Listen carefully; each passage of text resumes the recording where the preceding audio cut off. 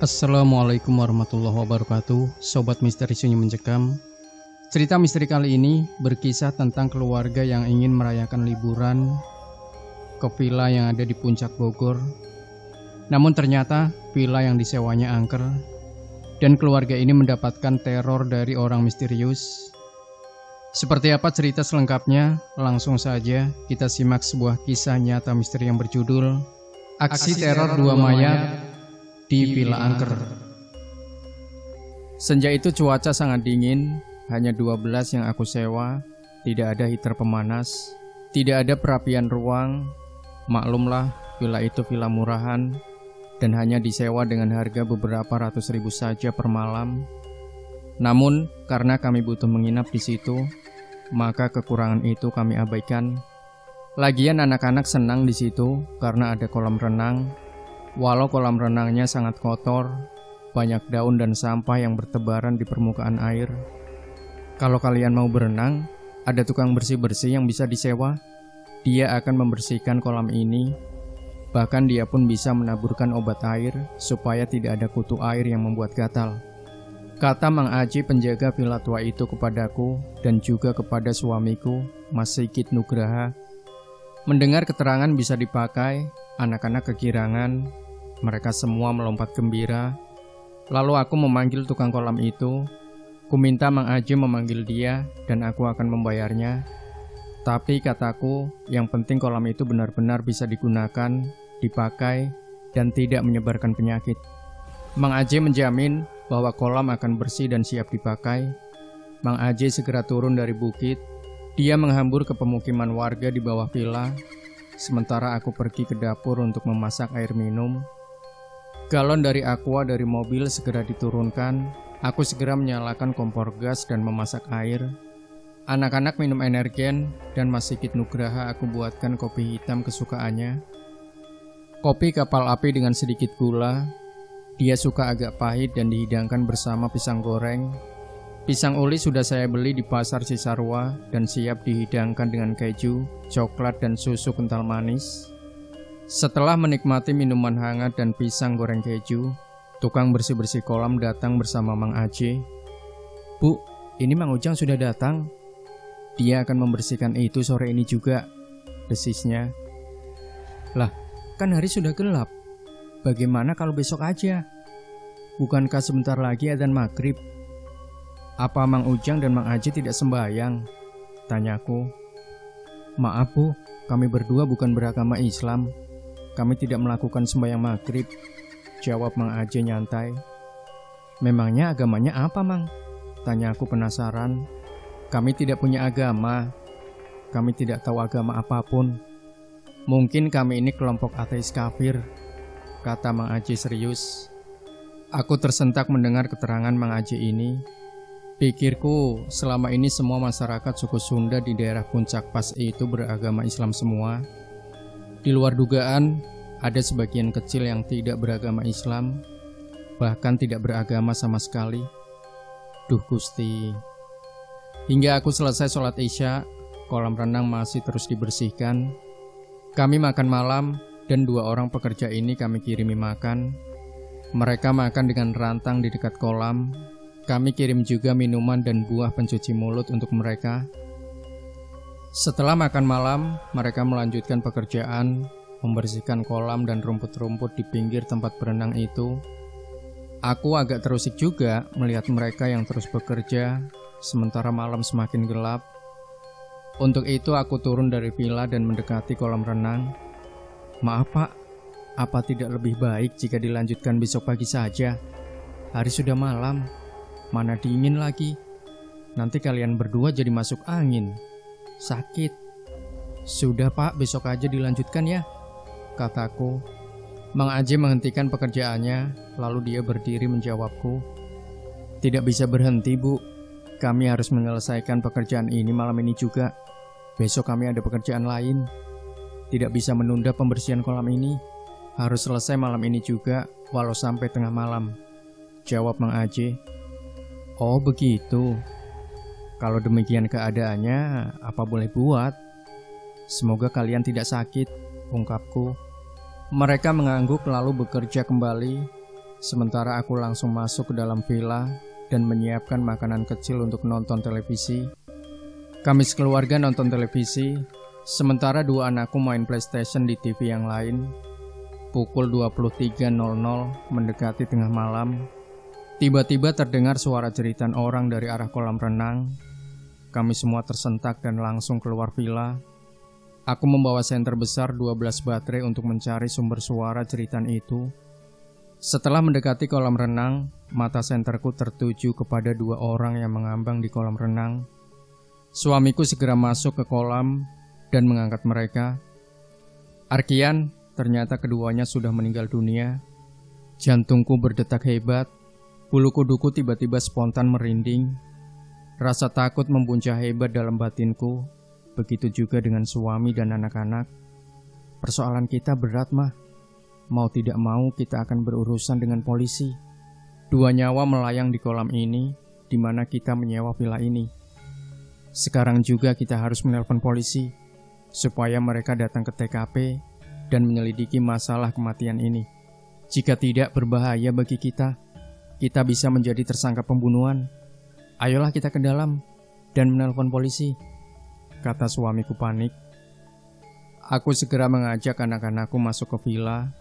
Kami meninggalkan mayat terbujur kaku di kolam renang. Suamiku langsung mengambil handphone dan menelpon Polsek Cisarua. Dalam waktu beberapa menit, dua orang anggota reserse bersama seorang kanit serse berpangkat perwira muda datang ke lokasi. Kami segera menyambut mereka dan mengajak ke kolam renang. Sesampainya di kolam renang kami terperanjat. Kami berdua kaget. Begitu juga dengan anak-anak. Syahdan, ternyata dua mayat itu sudah tidak ada di permukaan air. Loh, kemana mayat itu, Mah? Tanya suamiku. Tiga polisi pun saling melirik. Oh Tuhan, kemana jenazah mereka? Tanyaku pula sebelum menjawab pertanyaan suamiku. Kepala Reserse AKP John Simbolon berujar santai. Kalian yakin ada dua mayat mengambang di kolam ini? Tanya John. Saya berani sumpah, Pak. Demi Tuhan, ada dua mayat pekerja pembersih kolam yang meninggal di kolam ini, desisku. Suamiku juga bersumpah. Demi Tuhan, Pak, ada mayat yang mengambang di permukaan kolam, terang suamiku. Kalian mungkin sedang berhalusinasi seakan melihat mayat di kolam ini. Tapi apa iya sih kalian berbarengan berdua berhalusinasi? Sergah John Simbolon. Pak, kami bukan sedang bermimpi atau bukan pula berhalusinasi. Soalnya kami bukan hanya melihat, tapi malah memegang mayat itu. Kami berdua masuk ke kolam dan menyentuh jenazah mereka berdua. Masa kami berhalusinasi, Pak? Tangan ini rasanya masih hangat setelah menyentuh tubuh dua mayat itu, imbuku. AKP John Simbolon memerintahkan dua anak buahnya, serse, untuk menyusur wilayah sekitar kita. Namun, kedua anggota kepolisian itu tidak pula menemukan apa-apa di sekitar kolam. Lagi pula, mana mungkin mayat itu pindah, berjalan ke lain tempat, sementara mereka kami lihat 100% telah tewas. Setelah 2 jam bersama kami, polisi pun memutuskan untuk meninggalkan villa. Mereka meminta kami menghubungi mereka lagi jika ada sesuatu yang mencurigakan. Ini nomor handphone saya, Pak. Bapak boleh hubungi saya jam berapapun. Sebagai pelayan masyarakat dan penegak hukum, kami bersedia menerima telepon warga. Jika perlu, kami meluncur ke lokasi setelah menerima telepon, ungkap John Simbolon sambil tersenyum ramah. Setelah memohon izin pamit, kami mengantarkan mereka hingga halaman parkir mobil. Mereka melaju dengan mobil Kijang Komando. Dia menuju kota kecil Cisarua. Setelah mereka pergi, kami kembali ke kolam renang, penasaran dengan apa yang terjadi malam itu. Memang benar, di kolam itu tidak ada apa-apa kecuali sapu air, sapu dan ember pembersih sampah daun di tepi kolam. Setelah itu kami masuk ke dalam villa dan meminta anak-anak tidur. Karena mereka ketakutan setelah melihat mayat, maka mereka minta tidur satu kamar dengan kami. Maka itu satu kamar kami gunakan untuk beramai-ramai. Karena agak tenang sekamar dengan kami, anak-anak kami pun tertidur lelap. Sementara aku dan suamiku karena tegang tidak dapat tidur. Kami berbicara terus, terutama tentang teka-teki mayat misterius itu. Mayat penjaga villa yang mati, lalu mayatnya raib entah kemana. Lalu karena seram, malam itu juga kami memutuskan untuk berbenah, lalu pulang ke Jakarta. Kita tidak perlu meneruskan liburan ini di sini, berbahaya. Pasti ada sesuatu yang tidak beres dengan villa ini. Pantas saja harga sewa villa ini murah. Sementara villanya sangat mewah yang lengkap dengan taman dan kolam renang, ungkap suamiku. Kami mempertanyakan kemana mayat Mang Aji dan Mang Ujang itu. Kami juga membahas siapa sebenarnya mereka dan apa yang terjadi dengan keduanya. Menurut pendapatku, mereka bukan manusia biasa. Mereka manusia langka yang aku dengar selama ini, yaitu ada manusia pemuja setan, pelaku ilmu gaib untuk mendapatkan keilmuan sakti mandraguna. Caranya yaitu menyamar menjadi mayat, menahan nafas dan menghilangkan nyawa sementara. Mereka bukan mati, tapi hanya pingsan dalam waktu cukup lama, lalu hidup lagi. Sementara pendapat suamiku, yaitu Mang Aji dan Mang Ujang itu sebenarnya sudah mati, lalu menjadi hantu. Mereka berwujud ke dunia dan berinteraksi dengan manusia yang masih hidup. Dua pendapat ini nampaknya benar. Tinggal pendapat mana yang paling tepat dan pas sesuai dengan keadaan sesungguhnya. Pukul 4:45 sebelum sembahyang subuh, terdengar suara teriakan lagi dari kolam renang. Jenis suara itu mirip dengan suara teriakan ketika kami menemukan dua mayat di permukaan air. Dengan keberanian yang tersisa pada diri kami berdua keluar villa dengan senter besar milik kami, menuju sumber suara dari arah kolam renang. Mas Sigit Nugraha suamiku di depan, sementara aku berjalan di belakangnya sambil memegang baju piyama tidurnya. Hati-hati, jangan lupa baca bacaan ayat suci, Al-Fatihah, Al-Falaq dan Al-Ikhlas mah, ujar Mas Sigit kepadaku. Mulutku pun berkomat kamit, berdoa kepada Allah, berserah diri meminta keselamatan keluarga kami. Dengan melangkah menjinjit, kami perlahan menuju kolam renang. Kurang lebih 2 meter dari kolam, jantung kami berdetak kencang. Dua mayat itu ada lagi, mengambang persis seperti apa yang kami lihat sebelum polisi datang. Aku menggigil ketakutan. Begitu juga dengan Mas Sigit Nugraha yang menggigil. Selain bergetar karena takut, kami juga menggigil karena udara pagi di puncak pas itu begitu dingin. Apa yang harus kita lakukan, Mas? Tanyaku. Mama ke dalam telepon polisi. Saya menunggu mayat itu di sini. Minta Pak Kasat Serse segera datang dengan cepat. Katakan mayat itu ada lagi, kata Mas Sigit. Walau sangat takut, aku berlari ke dalam mengambil handphone dan menelpon polisi. Dalam keadaan mengantuk, AKP John segera bersiap untuk datang.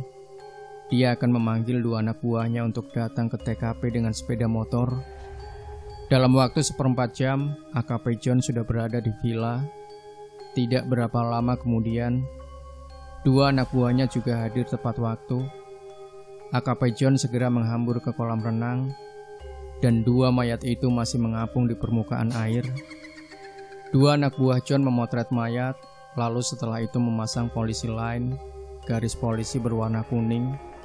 Namun sebelumnya, 2 jenazah itu mereka dekati dan dilihat, lalu dipastikan memang mayat manusia, dan keduanya adalah penjaga villa yang bekerja membersihkan kolam villa yang kami sewa. Namun, beberapa jam kemudian, pada saat matahari membiaskan sinar kuning di timur, 2 mayat itu menghilang lagi. AKP John dan 2 anak buahnya kebingungan. Bahkan mereka lalu masuk ke kolam, mencari 2 mayat itu yang dimungkinkan tenggelam ke dasar kolam yang berkedalaman 2 meter itu. Namun usaha itu sia-sia karena 2 mayat itu memang raib secara misterius, tidak ada di situ lagi. Hingga siang hari, pada saat kami pamit pulang ke Jakarta, mayat itu tidak ditemukan juga. Kami diizinkan AKP John pulang, namun dengan catatan tertentu, yaitu diharuskan melapor dan siap menerima laporan dari polisi tentang kasus 2 mayat misterius itu.